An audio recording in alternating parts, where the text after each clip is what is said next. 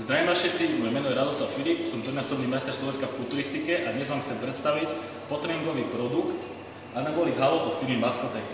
Jedna dávka obsahuje 64 gramov a v 64 gramoch je 40 gramov bielkovín, jedná sa o viaczožkový proteín, 20 gramov sacharidov, ktoré sú viac menej pomaly straviteľné, čo je veľmi využiteľné po tréningu, nejakých 5 gramov glutamínu, 6 gramov BCAčiek a 5 gramov kreatínu. Tento produkt obsahuje v sebe asi 7 látok, respektíve 7 produktov, ako keby ste skopili do seba 7 potréningových zložiek. Pri chuti je tam čokoláda, tak poďme oskúšať, ako to bude chutiť.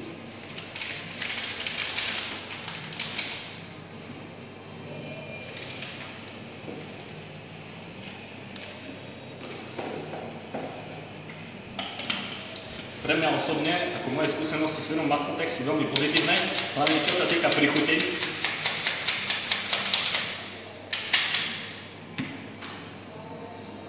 Rozpustnosť výborná, žiadna penivosť.